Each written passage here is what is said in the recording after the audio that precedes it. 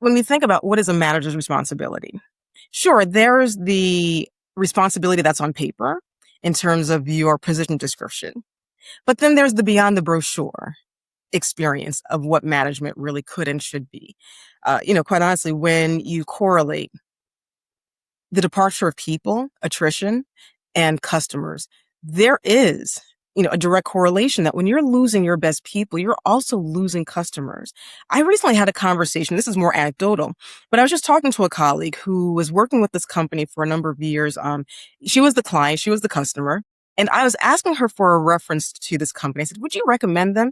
And she said no, because lately, every time I try to reach out to them, I'm dealing with a new person. I'm dealing with the person who doesn't understand my account.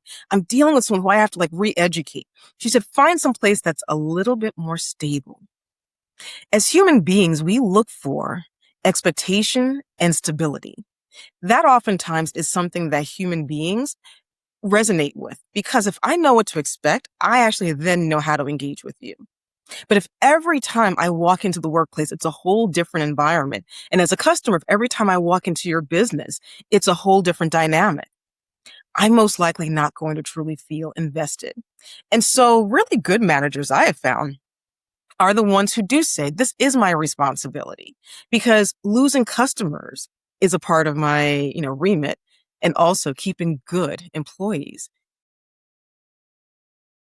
What is it about a workplace, a company, an employer that makes you feel like you fit in, like the culture is the one for you? For a lot of people, it's down to that T word that we talk about so often in the context of leadership and on this podcast. And that word is trust. Certainly easy to argue that that's where a good culture begins. Obviously, there's a lot more to it, things like psychological safety, key leadership behaviors, and so on and so on. And we'll be talking about all of these things. We'll be exploring what makes a good culture, what some of the red flags are, some of the green flags even, today with my guest, Natalie Holder. Natalie is an employment lawyer who coaches professionals through workplace trauma to reinvention.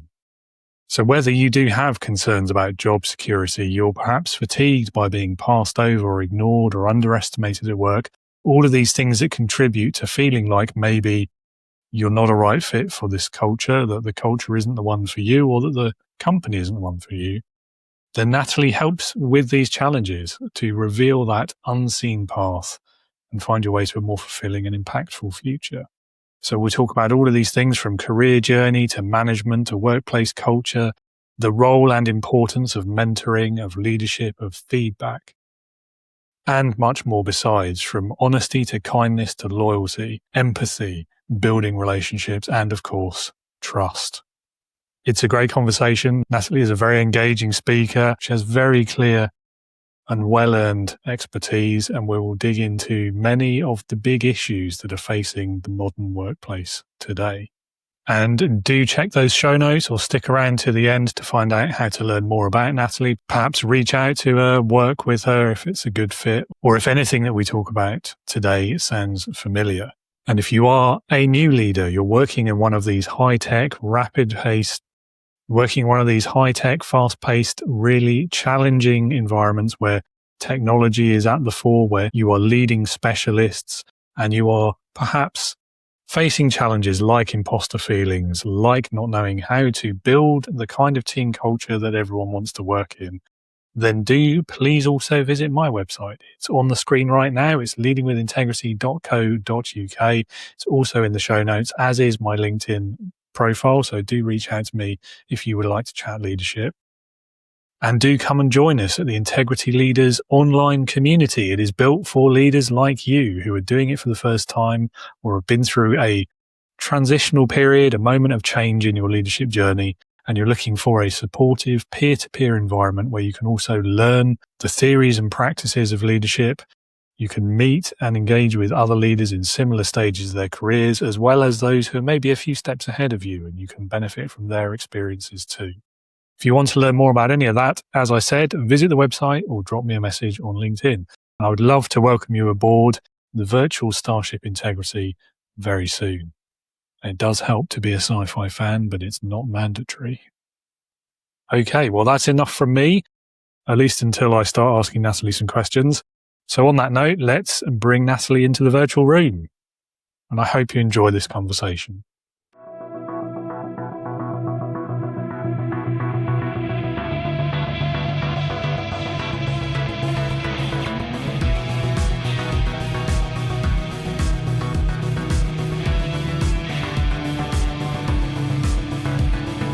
Welcome to the Leading with Integrity podcast. Leadership talk for the modern manager. With your host, David Hatch. Natalie, welcome to Leading with Integrity. It's great to have you aboard the show today. It's a pleasure to be here, David. Thank you. Yeah, well, I'm looking forward to this conversation. I think you're going to have some interesting stories for us, I'm sure. Don't want to prejudge, but I'm looking forward to it. Yeah, definitely. No pressure. No, none at all. No, never. Well, speaking of no pressure, we're going to push you in at the deep end, which is interesting. So we were just talking about pools, weren't we, before we started recording? But so I'm guessing you're quite a good swimmer. So we'll start us off then. Tell us a bit about your career journey so far, your story, what led you to where you are, what you do, why you do it, etc. It really has been this, very circuitous journey in where you go to school expecting to be in a profession from day one until retirement. And then you realize along the way that, hey, there are so many other aspects that are not being fulfilled or that could be fulfilled by, taking the unbeaten path. I'm a big believer in, yes, sometimes going off of the paved road and just off-roading it. Ironically, I've only driven SUVs. I just realized I've only driven SUVs just for that purpose, because sometimes I do like to, don't tell the police this, but I do like to sometimes, cut around the sidewalk and go on the grass if I'm trying to get out of traffic. But that has been the essence of my career, quite honestly, metaphorically and literally. So I, come from a family of healthcare providers, and I decided to be the black sheep of the family and not follow down that path. Instead I became the family shame by becoming an attorney. And ironically, even though I'm an attorney, I decided to go into an area of the law that is a social determinant of health. Employment law. Your employment impacts everything. David, if you are unemployed, your access to healthcare, your access to health insurance, your access to healthcare benefits increasingly diminishes the moment that you're no longer employed. And so I spent, a number of years after, attending law school, helping people to gain, helping people in their workplaces who were encountering workplace challenges, whether it was they were encountering discrimination or harassment or retaliation. I was that person who was helping them. I was that person who, if you needed that reasonable accommodation in the workplace because you had a disability, I was that person who was there advocating for you. But then a strange thing happened, David, in where, while working for an agency that didn't have clients, but we represented the residents of the city of New York, and we often would say we represent truth and justice, I noticed that a lot of the people I was working with didn't experience or didn't feel that there was a lot of truth and justice in our system. So you have employment laws that are very, distinct in terms of what really creates an actionable claim. And so if I'm claiming that, I'm gay and I'm not, getting equal opportunities in my workplace because I'm gay. However, I'm not able to provide any examples or any evidence such, and I'm really just showing that my boss treats me the same way he treats everyone else. Crummy. That this is just a person who doesn't know how to manage people. This is someone who doesn't know how to develop people. This is someone who doesn't know how to mentor or sponsor people. My claim now goes down the drain because I'm not necessarily being treated differently because of my LGBTQ plus status. Instead, I'm just being subjected to really poor management. And that's not something you can litigate. That's not unlawful. And so I found that over and over again, many of the people who were trying to file complaints, I was constantly saying the words, this is just not jurisdictional. I can't, move forward with filing this complaint because, we're not able to, we're not able to complete the sentence of, I'm being treated this way because of my protected status, whether it was age, gender, race, national origin, religion. if you can't, add one of those protected statuses, don't have a claim. So then I decided, I'd actually like to find a way to educate people more about our employment laws and really helping people to understand their rights and responsibilities. And, David, I'm a really big believer in people not just simply going to work and going home, but really creating that external visibility and learning more about your craft by way of attending professional association meetings. And one of the biggest ones for attorneys, it's the American Bar Association. And, little secret, many of these associations, to make sure that they are competing with other associations to really draw people into, wonderful locations, is that they'll have their meetings in places like, Florida at a beach or Panama, by the pool, whatever it looks like in terms of, finding a very unique and very beautiful location.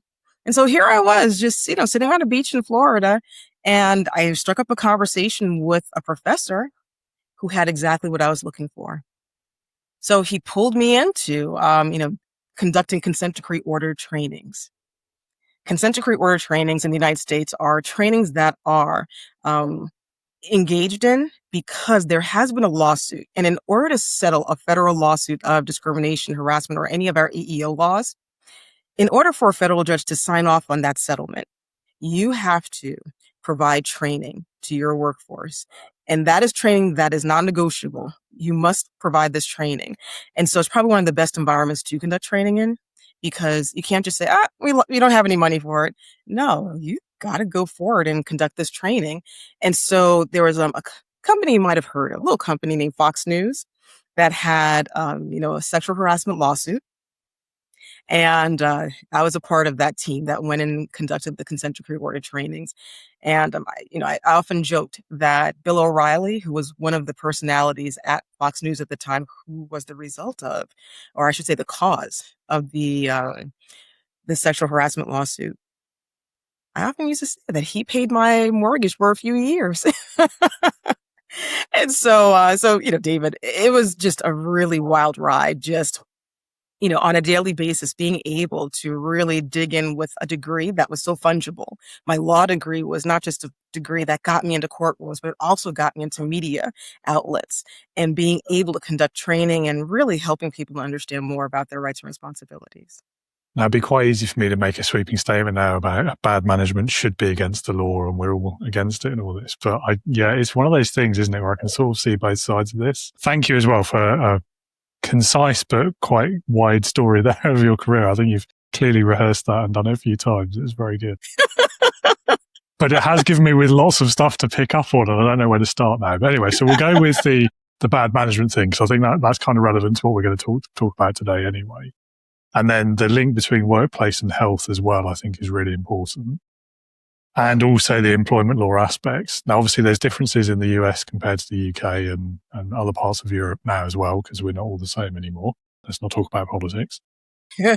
Nonpartisan. Yeah. I think there's the common theme for me there is the knowledge or the skill sets of managers, of leaders. There's things that they, I think, as a rule, on average, sweeping generalizations, don't know enough about, don't pay enough attention to. I think understanding employment law in the market where they're working is a key one. And there's too many managers out there who just don't see it as part of their job, don't bother to know even the basics. And then that's probably a big part of why so many of them overstep or do the wrong things, because they just never bother to learn what the right things are. I think the same thing is true, or they fob it off on HR. That's the other one that really annoys me. The same is true with health in the workplace. I think, again, like managers, leaders don't necessarily see it as part of their role, their responsibility. And to a point, I sort of agree with that, because everyone's health is their own responsibility, right? It's an individual, personal thing. But at the same time, if you as a manager or leader are creating an environment that is harmful to the people who work there, that's not right either. So there's a bit of both in that one, I think. Yeah, and then just general bad management, bad leadership. Again, that's not my job. That's not my responsibility. I won't bother to learn about it. It's not my problem. And ultimately, there's no punishment for it anyway, because what are you going to do? You're probably not going to sack me unless I've done something really bad, because it's more expensive for the company to do that, isn't it, usually? So Yeah, there's a lot of issues all tied up in that story there. So yeah, where shall we start?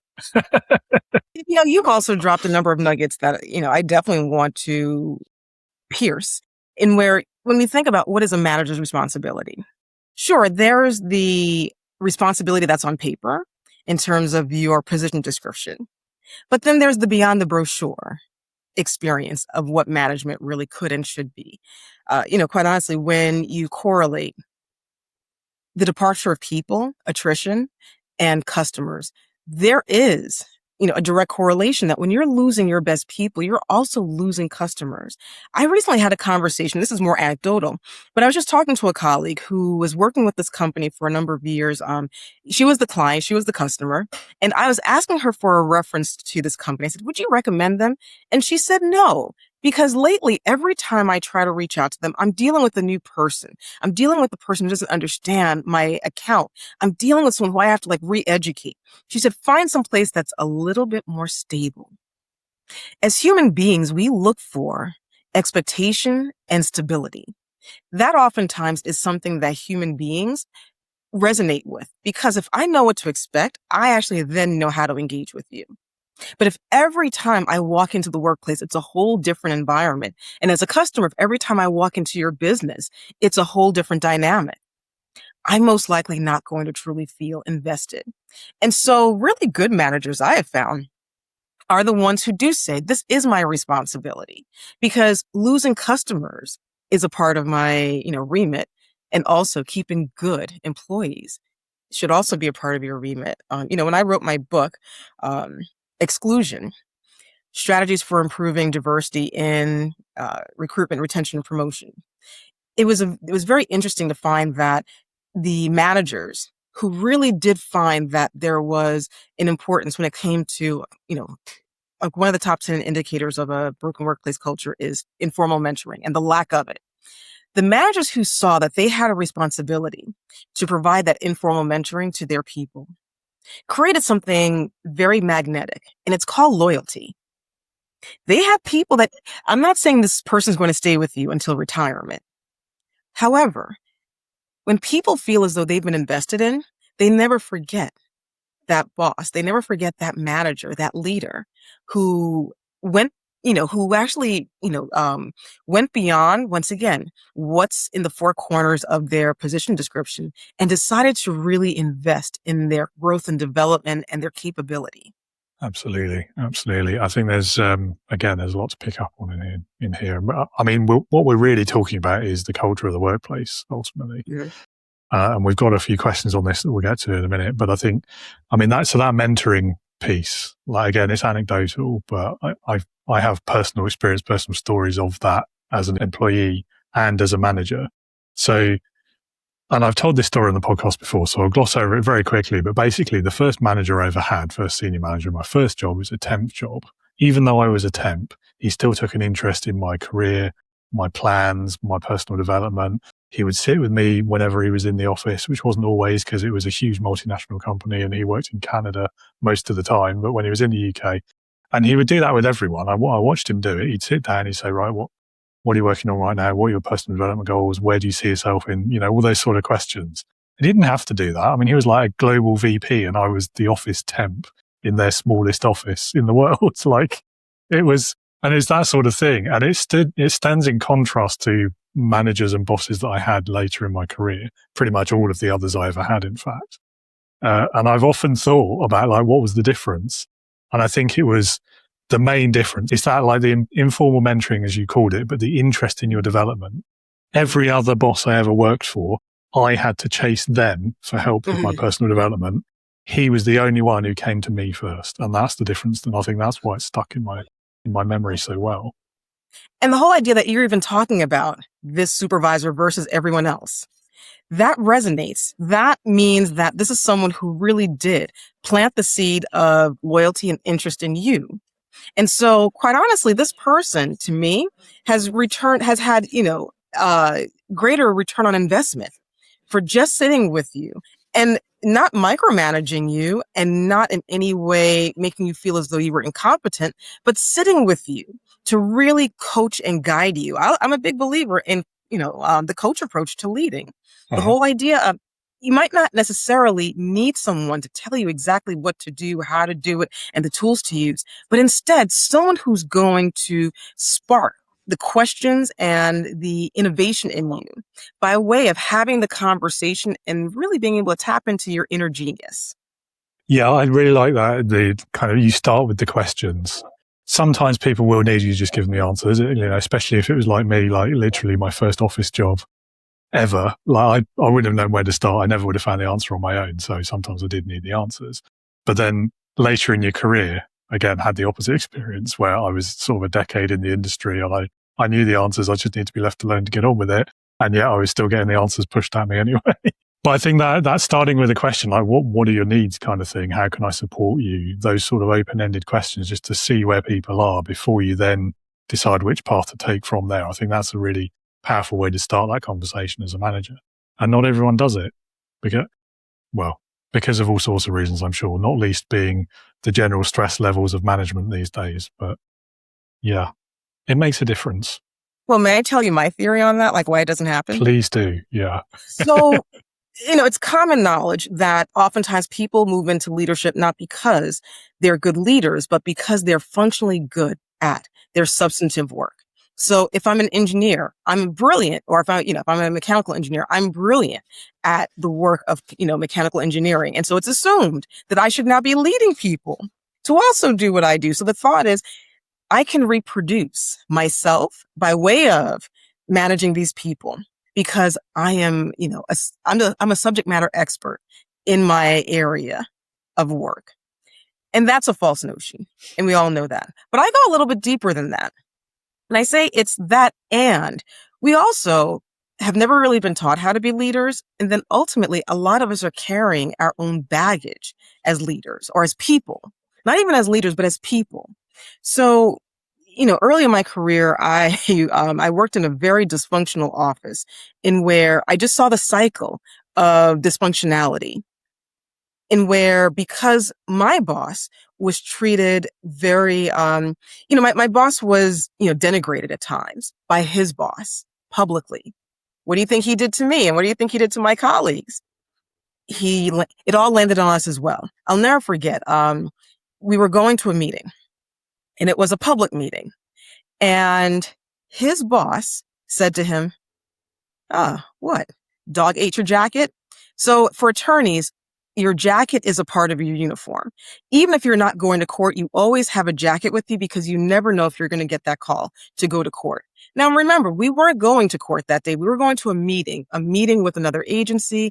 However, she never left the office without a jacket, and she expected that of her reports. And she felt that it was a good way of, managing this person by way of, I think in some way she thought she was ribbing him. But because it was done publicly, it became a matter of embarrassment. So this person is now carrying the baggage of, I've been mistreated by my boss. How do you think I'm now going to treat my people? So I think there's a lot of that. There's also self-esteem issues that people haven't really dug into and really haven't, managed. And where once I was invited to speak at a conference in New Zealand. And this was a huge deal for me. I was a new attorney. I'm thinking, oh my gosh, what do I have to say that they want to hear? And so I was so flattered. And of course, the trip to New Zealand is not one that you're going to take, in 24 hours. It was something in where I needed some time. And so I went to my supervisor, who had never been asked to speak on any panel for anything. Can you give me the time off in order to participate in this? He took a look at it and he took a look at me. And he said, and even though this was something that really would have inured to the benefit of our office, because I was now speaking in a capacity that would have been able to, create some notoriety for us, would have been able to create more, notice about who we are and the work that we're doing. And it really would have been a great, PR moment for us, a great commercial. He said, I'll give you 1 hour of leave to participate in this, the 1 hour that you're on that panel. And I thought to myself, how are you really encouraging me to go to the networking functions, to go to the, other panels, to meet people and to really feel as though I'm not just there in my own selfish capacity, but I'm also here for this office. But once again, remember, no one had ever invested in him and thought that he had anything worth saying. So therefore, how could he see that in someone else? So I think that's a lot of sometimes what's wrapped up in leadership, that people haven't done their own self-development work. I think you're right. I think that example piece is key, isn't it? Because even if you have like the will to improve, to be better than the manager you've had, you don't often have a better example. And when you are when you're facing that sink or swim moment, because if you've had a bad manager, there's no way they're going to help you with this. You've got to figure it out on your own. And if that's the only example you've got, I mean, human nature, convenience, time pressure, all these other things stack up. You're just going to do what you've seen, what you've experienced, because you won't know a better way, or you won't have time and capacity to find one. Exactly. You repeat the cycle. And so I think that's a lot of times in where we get in our own way in terms of leadership. And, I'll admit, I've been very fortunate in where I've had great examples of leaders, great examples of people who were selfless. That person who sat with you when you were a temp, that person was selfless in terms of, seeing that it was an investment of his time to sit with you. But at the same time, he was selfish because he understood, if I sit and I actually, coach and mentor this person is going to be able to contribute so much more back to my organization than what I've poured into him. 100%. Yeah, I think it's the humanity side of it, and it's the business side. Like, the humanity is it's just the right way to do it. Like, it's the right thing to do. It's the right way to treat people, value them, do what you can to support them. That's what leadership really is. But then from a business perspective as well, it's pretty well known, isn't it? I think by this point that healthy people are more productive, happy people are more productive, engaged people who are offered career progression opportunities and personal development, they're all going to be more productive. They're going to be more loyal to your organization. And yes, there's always going to be turnover, because that's the nature of the economy these days. People don't stay in their jobs as long as they used to. But I bet if you do those things right, they'll stay longer than they would have if you didn't. So it makes sense for both of those angles. And this is partly why I get so confused that people still don't understand or don't seem to want to acknowledge that there is a better way of managing. Not everyone. A lot of people get it, but yeah. I think sometimes also people don't really understand the root causes to how and where improper or poor management shows up. And I'll admit that's the reason why that was the impetus for me writing Exclusion, in where, once again, I saw this schism in where people were interested in being better leaders.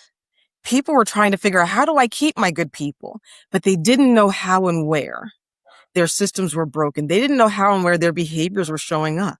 And instead of, attracting people, they were repelling people.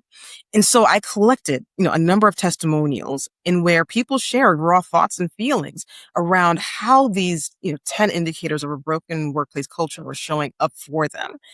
And so, as you talk about, what do we know and what don't we know about our own leadership? It was startling to me that, you had instances in where people thought, well, I'm giving good feedback to my people. Here's an example. I'm giving, good feedback. But then you drill down and you ask, well, how does that feedback really translate across your entire workforce? And one thing that I found was that, and this was in a few instances, I found that there was a fear of providing feedback because of not wanting to raise the attention or in any way being mistaken as someone who was discriminating against an individual in the workplace. So when you were talking about, actually going against or going across, cultural differences or demographic differences. So whether we're talking about a man who is, working with a female subordinate, vice versa, when you start talking about those demographics, that's where I found that there was even less rich feedback that people were able to receive from their leaders. And leaders didn't realize that that is something that directly impacts the success and the viability of their team. I'll give one example in where there was a partner from a major law firm who was arguing with me about, yes, I give great feedback to all my people. And we somehow got into the conversation where he was explaining to me that there was an associate that people were not really enjoying to work with. And they were working together one night on a deal. And the partner got really tired and just had very few filters that night. And finally laid into that person and said, this is the reason why people don't like you. And this is the reason why people don't like working with you. And I asked him, would you have given that same feedback to a woman? He said, no. I said, would you have used that same tone with women? He said, absolutely not. And I said, well, understand this. You are not giving the critical feedback that people need in order to succeed in your organization. I understand your concern about being seen as someone who is, aggressive toward women. But I said, there must be a way that you can communicate your thoughts and ideas that really will help someone to right course. Because guess what?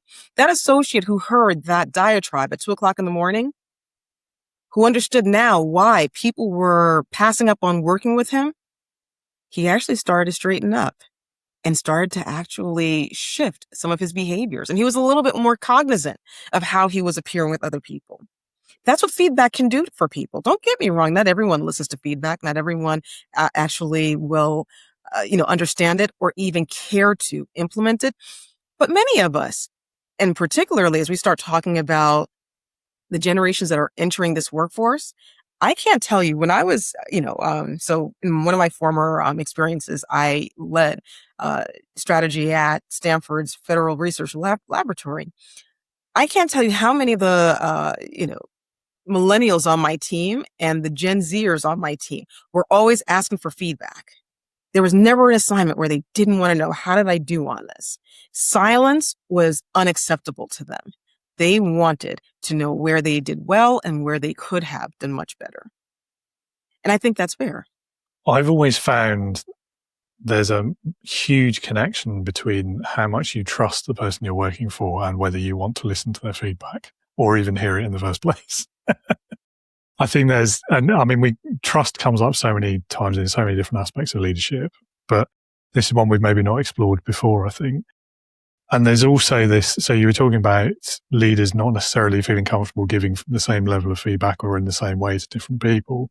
I think from the other direction, there's a similar phenomenon there, let's call it, where people are perhaps nervous about asking for feedback from certain managers compared to others. And the aggressive manager is usually I think every workplace has had one of those. Everyone who's had a job has experienced that, I'm sure. And once it's happened once, like I'd love to know, like the guy in your story or the person in your story, did they then go back to that same partner for feedback again in the future or not? Because I feel if that was me, I wouldn't be hearing anything from him again. I wouldn't want to know. Like you come at me like that about feedback in that manner, that's relationship broken for me at that point. Because if you're not treating me with respect, part of me thinks it shouldn't matter, like who that person is, what their identity is, what culture they're from, what their race, gender, sexuality, any of that shouldn't matter. You should deliver it always in the kindest way, not, I'll be aggressive with this one because he's a young dude and he can handle it, but I probably won't do that the same way if it was a woman. No, that's not right, in my opinion. It should be the same kind of approach to everyone, and that's the kindest denominator, not the aggressive one. Does that make sense?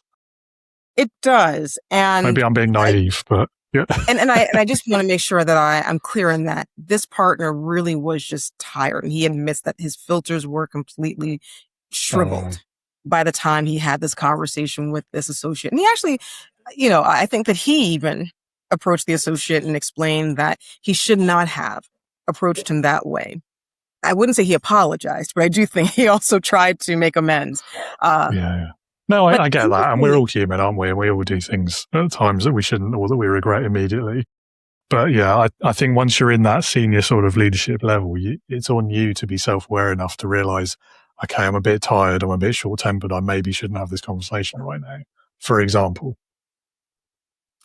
Exactly. However, it's interesting. I must admit, I've been on the end of some very critical feedback. And I'm a big believer that you don't learn from success. you're motivated by success. So, when you have one win, you figure, oh, I can have another win. And that creates the motivation train.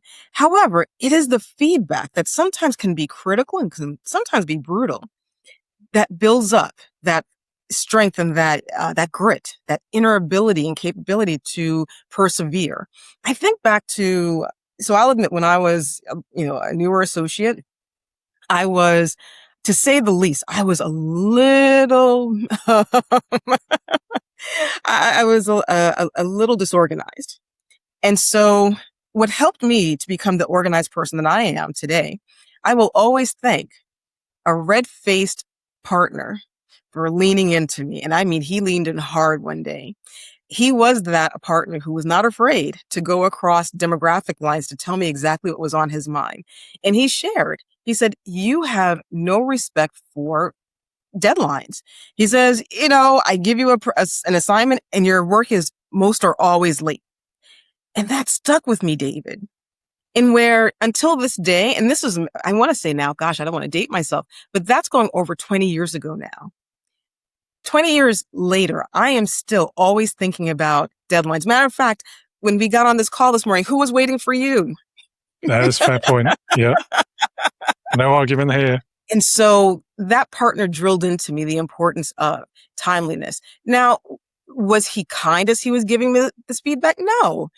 He was brutal. However, I think sometimes we do need to have honest feedback. It's not so much a matter of being, a brute or being disrespectful. I think sometimes we conflate kindness with honesty. And that to me is not really where the distinction for me is. I want honest feedback. How am I really showing up? Because hearing your kind and gentle words are not necessarily helping me.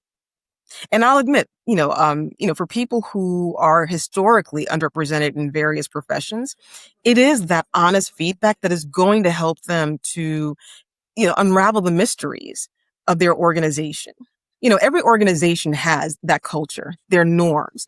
Most organizations have, a code of conduct, right? So you have a policy that you can go to understand how and where I should be, engaging in certain policies and practices.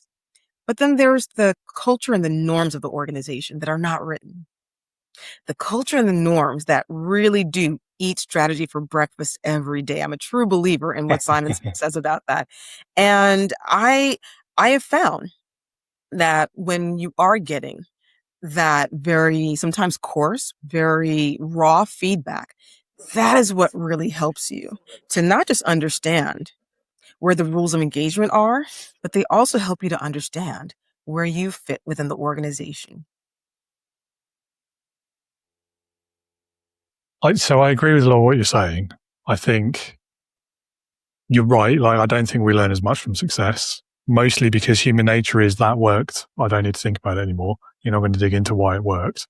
Whereas if it didn't work, you need to know why. Yeah. Either because you don't want it to happen again, or you just got one of those brains where you have to know why that didn't work. And so you just keep digging until you find it. So I agree on that 100%. So this difference between honesty and kindness, I think they're both important. But I do agree with you. I think people do conflate kindness with dishonesty in kind of protecting people's feelings, that sort of way, because it's kinder to just spare their feelings and not be fully honest with them. So I see where you're coming from. I think you can do both though. So if we take the lateness example, so let's say you're a manager, one of your people has been late 4 times in the last week. The brutal honest approach that I think a lot of managers go wrong with, they call them in the office, they tear them off a strip, right in their face, wagging the finger, totally unacceptable behavior, do it again and you're fired. Do that with kindness. You lead with questions again. It's been noticed you've been late a few days this week. Is there anything going on? Anything we need to talk about? Yeah, actually, it turns out my mum died last week. Okay, that completely changes how I'm dealing with this situation then, doesn't it? But if you didn't ask that question, you've just made the worst week of their life even worse. And that for me is why it's important to have both. You can still be honest with the feedback, but you can also do it in a kind way that doesn't tread all over their humanity and their self-respect. So it's not that I'm saying that's what you're saying. I'm just saying, yeah, it's an important point, I think. And I think that you raise a really good example. And what you're raising is the empathetic leader, the leader who is thinking not so much about the facts that's right in front of them, but instead looking into the humanity of the person sitting across from them. Yeah. And that, once again, can sometimes be difficult for the busy leader, but it takes that intentionality. It takes time. It takes courage, I would even say, to be able to move forward with that empathy. Because once you do receive the response, are you ready to now take actions that would be able to meet your person where they are, to meet your employee where they are? Yeah. But I know what I'm saying you're struggling with, though, in terms of the more force feedback. And yeah, I'll admit as well, I've got I'm a bit of a chip on my shoulder about that sort of thing from my own bad experiences with managers. But and I'm in no way advocating for bullying in the workplace. I mean, no, of that's course. that's a huge chapter, I'll admit, that I wrote about in the book, in where 21st century bullying isn't a matter of someone throwing a stapler at you anymore. So yeah, David, that used to happen in workplaces in the US, in where if you're working late at night and you haven't, done the correct citations on a document, you might have seen or felt a stapler being hurled at you. I'm not in any way advocating for violence in the workplace. I'm not in any way, advocating for poor behavior. Please, I want to make sure that we're clear on that. But I am advocating for honesty. Bullying in today's workplace, it shows up, by way of sometimes people just leaving you out of the network, people not inviting you to the meetings that you should have been a part of. It's the raised voices. It's the, embarrassing you in front of your coworkers and colleagues. And that in no way creates that sense of loyalty, or that sense of, uh, you know, that sense of, I want to give my best while I'm in this workplace. It doesn't, because even though you may once again learn a lesson from those poor experiences, you're oftentimes trying to figure your way out of the organization. Yeah, absolutely. I think loyalty is one of those things where all managers, all leaders say they value it, but not so many of them are any good at actually creating it. No, Yeah. and once again, I think that many of them don't really understand how and where they're going wrong, how and where their behaviors are showing up with their people. I think that, there's the behaviors that we know we should engage in, and then there are the behaviors that we don't even realize that we're engaging in. And so it's really sometimes holding up a mirror to those behaviors and saying, look, this is what is creating a wall between you and this person. This is what's getting in the way of this person being able to trust you. This person being able to feel as though you are someone who has their best interest at heart. And as a result, how much am I really going to give to your organization when I don't feel as though I've been invested in? Yeah, this is it.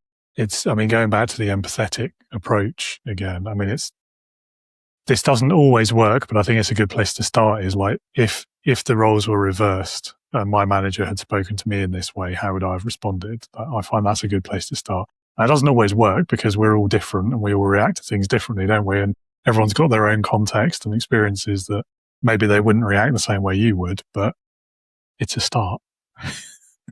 It is. Okay, well, we've probably covered off quite a lot of these already, but I'll ask you anyway. So what are some of the other indicators then of a broken culture in the workplace? What should leaders and team members alike be watching out for? Yes. So I don't know if you've ever had this experience of not being able to recover from a mistake. That is an indicator that when you are not able to give your management the assurance that you made a mistake and you've learned from that mistake and you're ready to move on. There are some leaders who will always believe and always malign you and believe that you're not capable of the bigger and better assignments, all because of that mistake. That's another indicator. And, one of the thoughts David, I'm looking forward to seeing your reaction when I say this, but we often say in the workplace, relationships matter. I worked in hospitality where it was just so evident that nothing got done without relationships. However, those relationships are also killing your organization. even though you think that the relationships are what's helping to create collaboration, they're helping to create camaraderie, they're able to create that sense of um, determinism in the workplace. They're also creating insider and outsider environments in your organization. You have cliques, just like in high school. And, so my mom actually went through the British system for school. And so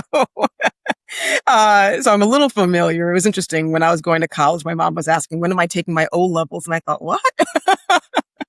So, it's thinking back to your high school cafeteria and who sat where and who had relationships with who. When you translate that into the workplace, it's wonderful when you're on the inside. When you're that person who has access, when you're that person who can be forgiven for, the mistakes that you made on an assignment, when your mistakes were seen as, oh, that's something I did when I was a junior engineer, a junior attorney, when I was an intern. However, if you're not on the inside and you are that outsider, you are now seen as that person who is not going to get the informal mentoring. You're that person who might feel isolated. You're that person who might also be subjected to bullying. And so, quite honestly, we need to be mindful and we need to interrogate the relationships that we believe are so important in our organizations. As I mentioned, when I was in hospitality, the relationships that people had with each other, they made it possible for people to call in favors. However, if you were outside of that network of people who were, on the inside, people who had those relationships, it became very difficult to get anything done. I'll never forget, part of my work while I was in hospitality was conducting workplace investigations. So you had a complaint that for instance, you had a complaint that a chef at one of the hotels was, waving his cleaver at his workforce. Or you had a complaint that the general manager of a hotel was sleeping with his employees. You had all these kinds of complaints that had to be investigated. And that was me. I was that person who went in and my goal was to gather the facts and to be able to tell the story and crack open what really occurred so that we could figure out a path forward. We can figure out the remediation. Well, because relationships mattered and because there really was this cult of personality. I'll never forget going into a hotel and where I was sat down by someone who thought they had a relationship with me. And I was told about the person that they were or the person I was planning to interview. So this person, so the person I was going to interview had a complaint, a valid complaint. It wasn't something that should have been ignored. It wasn't something that should have been in any way forgotten about. However, someone thought that it would be better to tell me more about this person and prep me before I spoke to the complainant. And I sat there thinking, this goes against every norm or every rule of good investigations. I need to walk into the investigation clear, clean, and not having any sort of, thoughts or doubts about this person. And so I often, once again, coach organizations into helping them understand where their relationships and how relationships are impacting their organizations and what do they want to do about them? How do they want to make sure that their relationships are not creating the toxicity that makes it difficult for other people in their organization to breathe the air of quality work assignments, fair opportunity, and promotions? It is a tough one, isn't it? I mean, particularly like you're drawing the parallel to the high school and the cafeteria kind of moment. But I think a lot of the time what we're talking about here is friendships in the workplace, isn't it? And so how do you as a manager start to try to sway or control who's friends with who and make sure everyone's friends with everyone? I mean, that feels like a losing proposition from the start. Mm-hmm. But I also think you're right. I mean, the phrase, the saying exists for a reason, doesn't it? Relationships do matter. But relationship itself, I think, is a bit of a neutral word, isn't it? Whether they're good or bad. I feel like that is something that leaders can have an impact on. Whether it's just something as simple as like you take the team out for lunch and you make sure everyone is coming and that you rotate around the room as part of that and you make sure you've spoken to everyone and you can, if you're in that sort of leadership or management role, you can try to sort of spark conversations with people who might not otherwise talk. I think there's ways that it's the soft skills approach to solving that problem a little bit. Yeah, I don't know. What do you think? What are there other solutions? Have I missed something obvious? I don't know. So you tapped into one of the greatest defenses to that insider outsider notion. As a leader, you're right. You're not going to be able to create a policy that everyone has to be friends in the workplace. Absolutely not. However, what you can do is that you can lead by example in terms of ensuring that people don't feel that there's a hierarchy in terms of friendships. There might be a hierarchy in terms of seniority in the organization. That's understandable. However, when you're only taking certain people out to lunch, when you're only allowing certain people to get that informal mentoring, when you're only allowing certain people to be able to engage in, joking and making fun of other people in the workplace, that can lead to bullying. When you're that leader who's basically turning your head away when you do see misconduct, you are creating that toxicity. You're allowing those relationships to now get in the way of fair and equitable treatment of your people. And that is something that as a leader, you have a lot of control over. And that is something that you should move forward with. So that's how I coach, and that's how I make recommendations to organizations, that if you are going to be that leader who is going to sit with Sarah on a Friday afternoon and give her advice and give her feedback on her work, you also better be doing it for Paul, Ringo, and John. Yeah, 100%. Yeah, it's that double standard, isn't it? And it's one of those things as well where people pick up on it a lot more and a lot more quickly than the bosses like to imagine, I think. People observe. Yeah. I mean, I don't know about you, David, but I've noticed that people will notice very, very tacit things about their organization when they're not on the inside. When people are looking at where they're investing, and I think it's understandable, and I think it's acceptable in that if you're someone who has invested your time and your effort and your energy into this organization, you want to know that there's an opportunity for you waiting down the yellow brick road. You want to know that eventually you could also be a director. You want to know that you can also one day move into the C-suite and be a vice president. And so you're watching to see what's getting the people who are currently in those roles, what's getting those people there. And when you're noticing that you're not given the same kinds of opportunities and access, that then helps to create and fill in the gaps of the stories that you're telling about your leadership and your organization and whether or not this is the place for you. Yeah. Cliques are funny things as well, I think. Because, sometimes you can be on the outside looking in, other times you can be on the inside looking into another one. I feel like it's one of those things where the grass is always greener. No one's ever really fully happy. But also, the worse your boss is, maybe the better it is to be on the outside. Well, I mean, when you say the worse your boss is, you mean in terms of being in a relationship with that person? Yeah, I mean, just like behavior at the workplace, general conduct, management style, all of these things. All these things we've been talking about, really. So once again, it's a question of where is the nucleus of power in your organization? And oftentimes it is with your leadership. And I have seen people bend their mores. I've seen people, break their ethical codes to be in that nucleus of power, just to be able to get the advancements that they're looking for.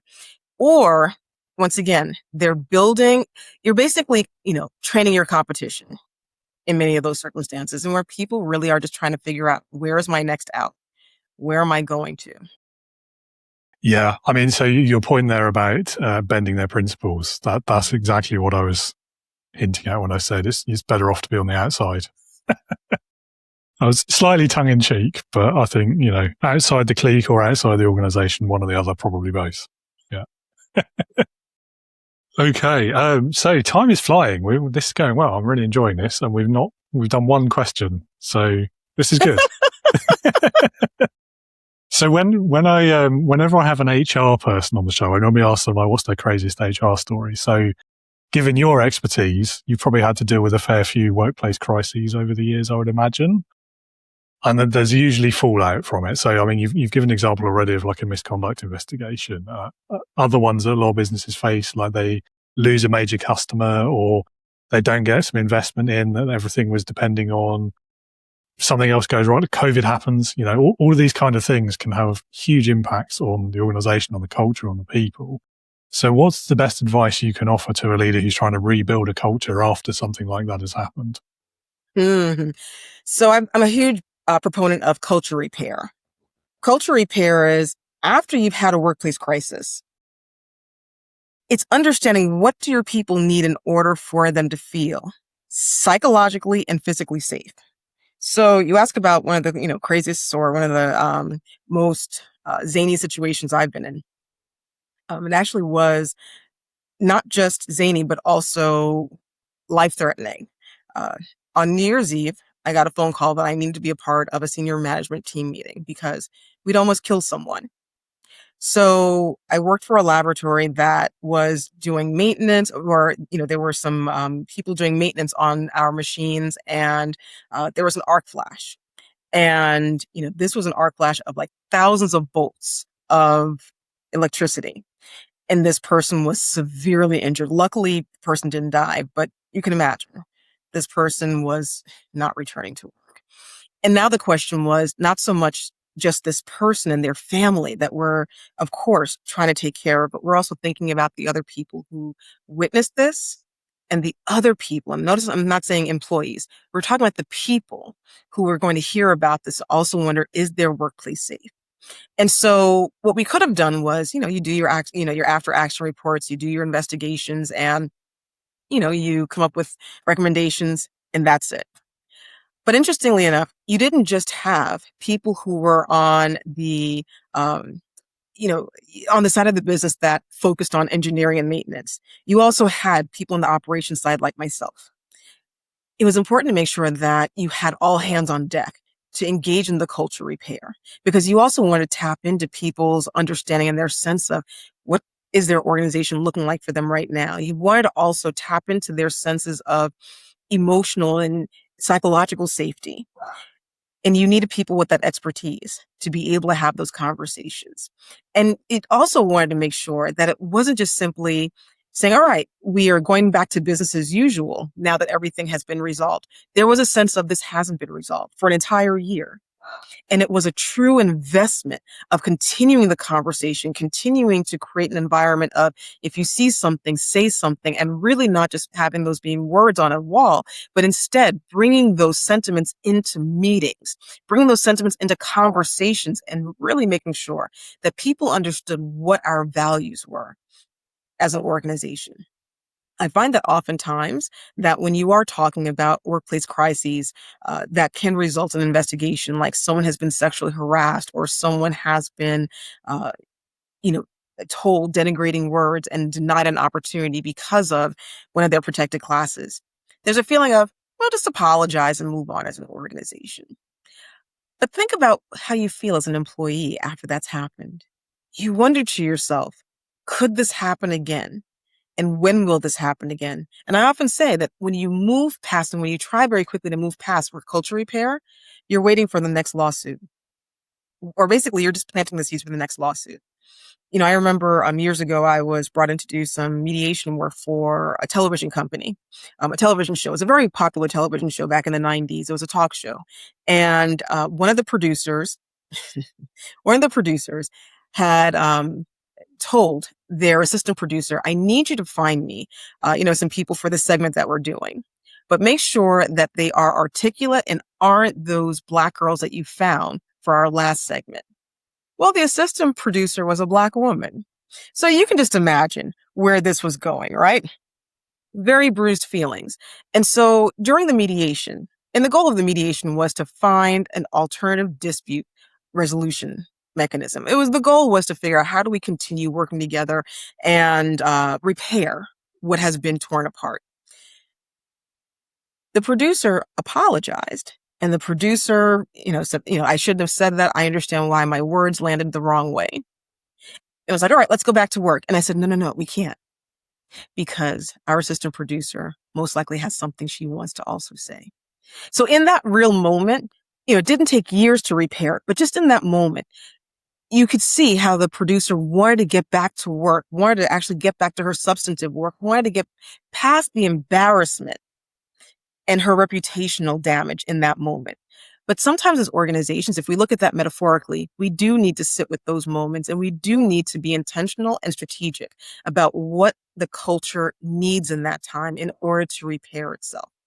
And, the top 10 barriers or the top 10 indicators of a workplace culture or a broken workplace culture are the ways of making sure that if you're looking at how and where these 10 indicators show up, if you're actually being mindful about addressing them, you most likely will never get back to a place of a workplace crisis because you're managing them ongoing and on a daily basis.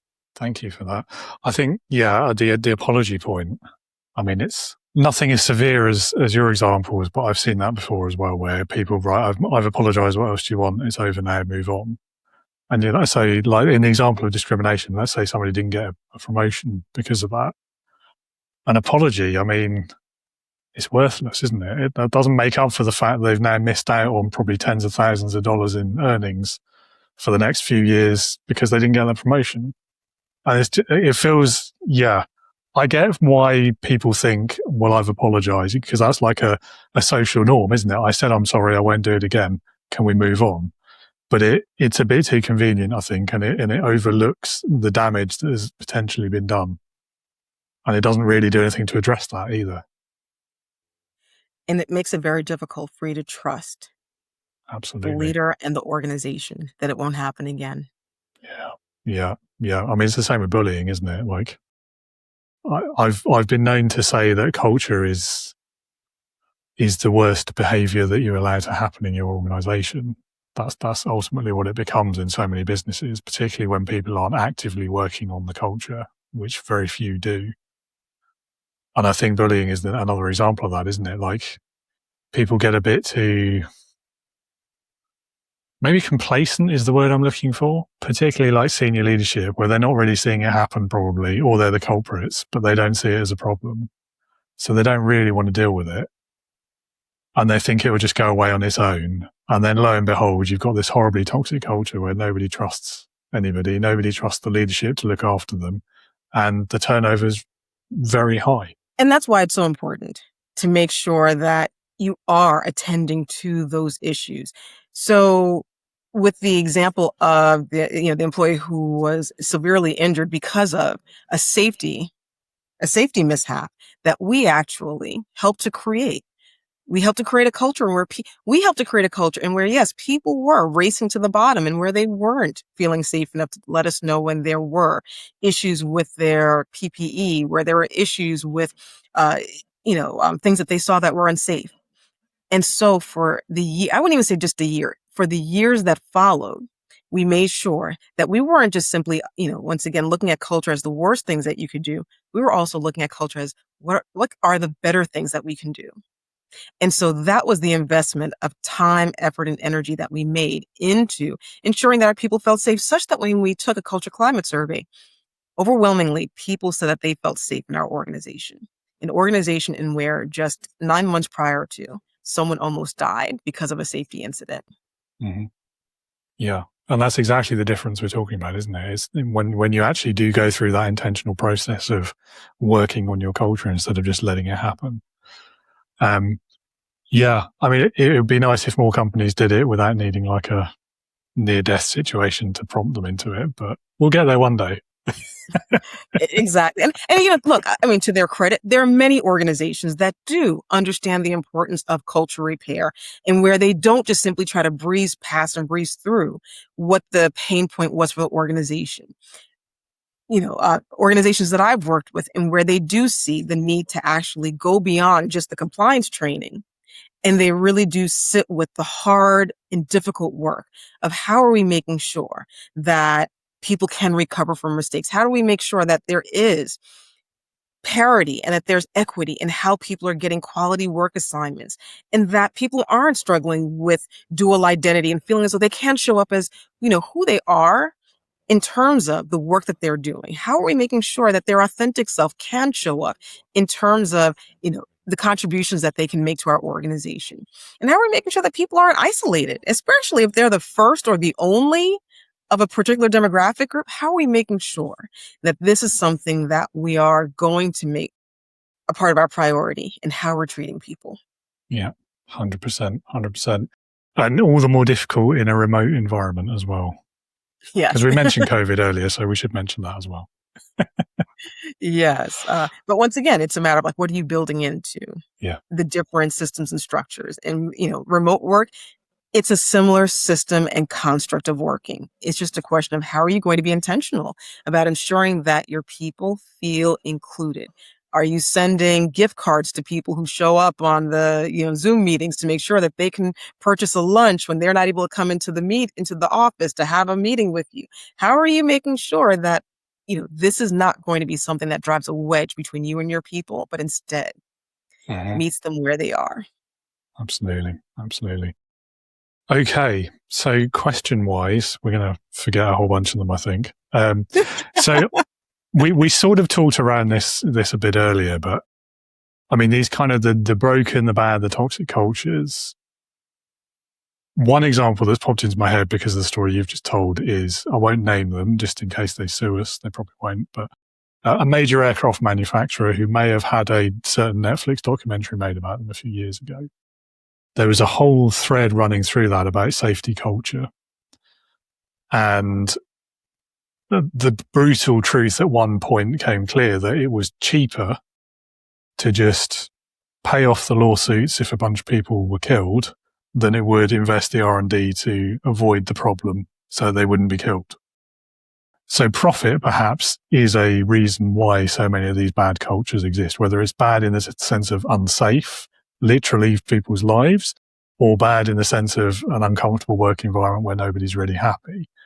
That's maybe one reason. What are some of the other reasons do you think that these sorts of cultures are still so widespread, even though we all know it's no fun to work there? Nobody really enjoys it. I don't think the leaders of those organizations enjoy that feeling either, but it still seems to be quite common. So what you're describing in terms of putting profits over people, it's not a long game. When you think about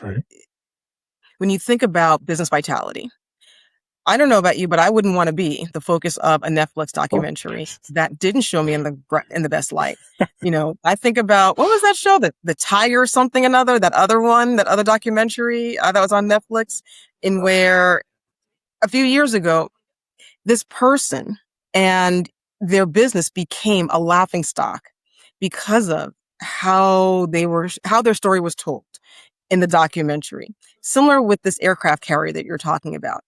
Just think about the challenges that they're going to have in terms of recruiting the top aviation people, the top engineers, the top mechanics, the top operations people. I wouldn't be running to go to that organization, would you? No. And so that's why I say it's not a long game in where when you stop to think about putting profits over people, because as we said earlier, there is a direct correlation between the people that your organization lose and the customers that you're also losing. And ultimately, as we were talking about earlier, you brought up the whole notion of trust. As a customer and as a flyer, how trusting are you going to be of this company the next time that you're thinking about taking a flight? I mean, there are a number of news articles. There are a number of television night show comedians who are making this situation fodder. It was fodder for their nighttime, comedy shows. Organizations that are thinking long term don't want to be on that side of history. They want to be on the end of history when you're talking about, organizations that have made rapid turnarounds. They're thinking about Uber, companies like Uber, who, yes, had a toxic culture when it came to, women and how they were treated in sexual harassment. And they did an entire, about face and cleaned house when it came to their senior leadership. And also looked at how and where are they repairing their culture where it was broken. They went from broken to better. And so I think that's what organizations really, I think that's really what organizations that are thinking about their long-term legacy and also their stock prices, they're really not just thinking about, hey, I can put this Band-Aid over this issue. I can put a Band-Aid over a broken arm. Instead, they're thinking, let me really do the proper wound treatment. Put this arm in a cast, rest for a few months or weeks, and then come back stronger and better and repaired. I think you're right. The best ones are thinking that way, definitely. I also think, though, there's this category almost now, isn't there, in the world of companies that are too big to fail, in inverted quotes.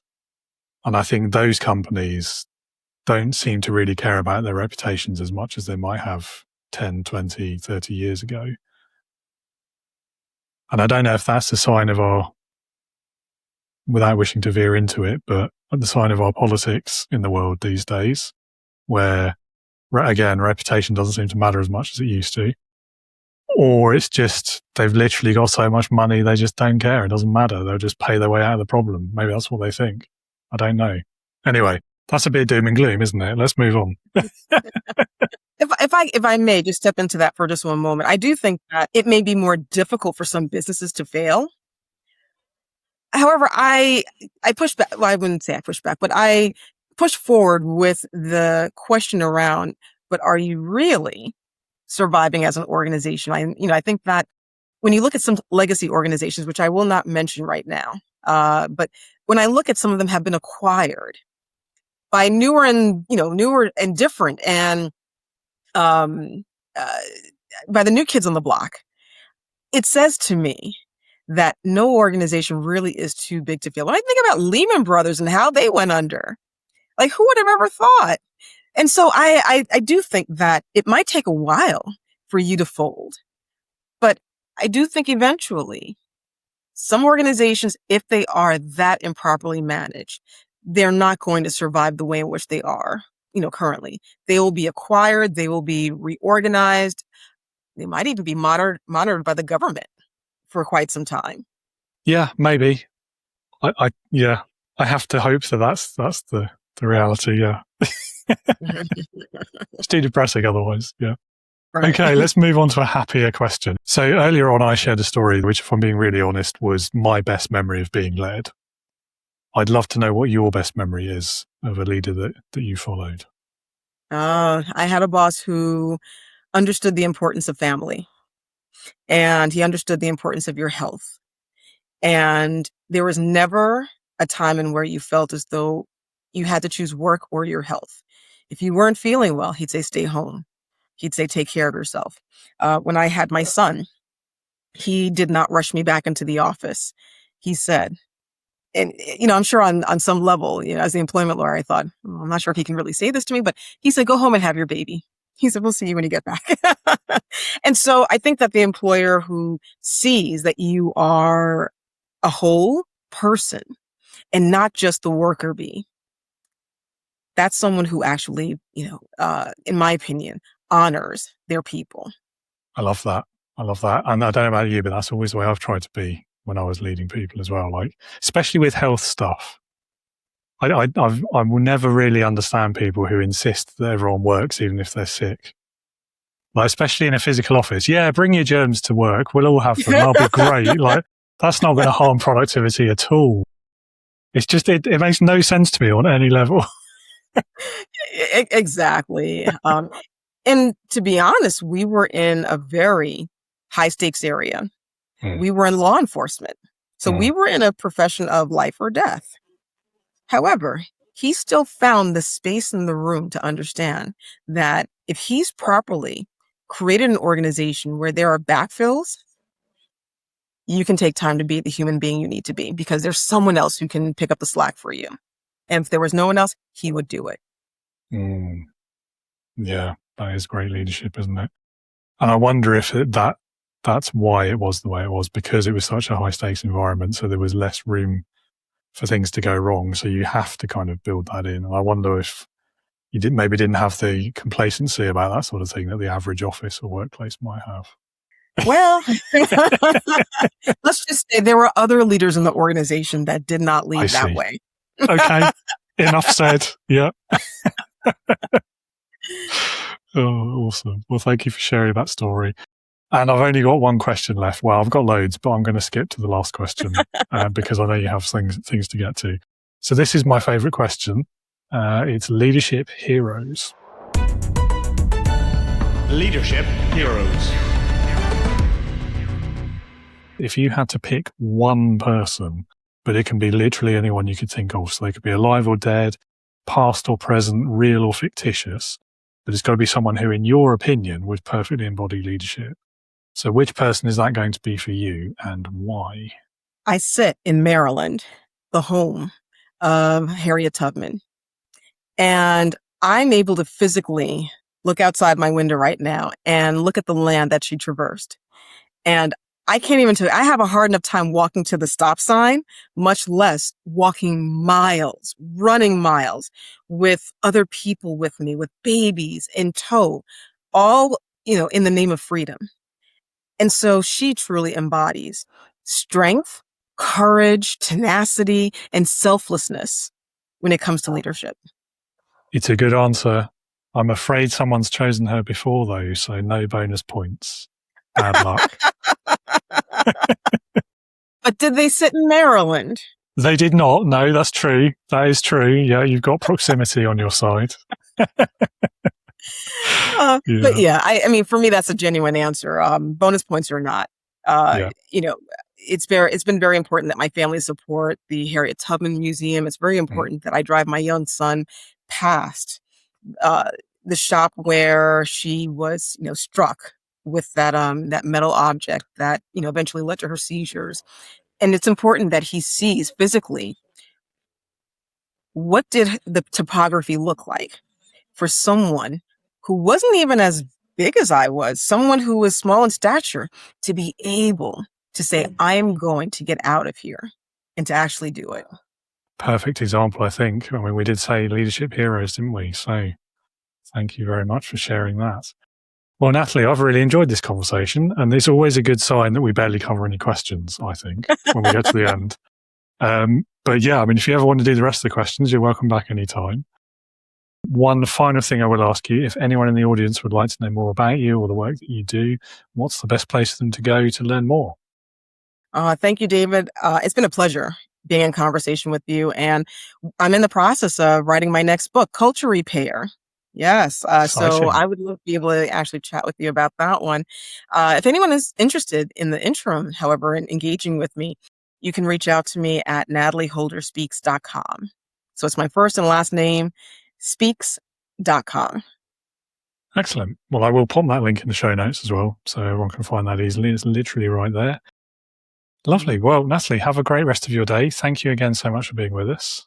And talk soon, I hope. Oh, and thank you for such a great conversation. You brought back so many memories. Yeah, likewise, actually, yeah. Natalie, thank you again so much for your time today. I learned quite a bit from that, and I think we had a bit of fun as well. I certainly did. I'm sure the listener and the viewer did as well.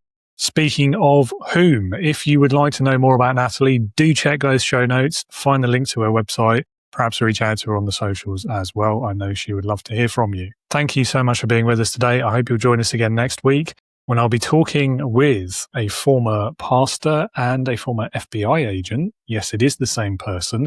His name is Eric Robinson. We will hear about the book that he's written, about his journey from preacher to breacher. Pretty clever marketing there as well. All of the experiences that he had in those two careers and his whole career, what it taught him about people, leadership, diversity, and much more besides. Really interesting conversation there from a perspective we've not had on the show before, and certainly a pretty unique job and career history too. So don't miss that. It will be here next week. In the meantime, I will see you again very soon. No, wait, you'll see me again very soon. And until that next episode, as always, remember, be a leader, not a boss.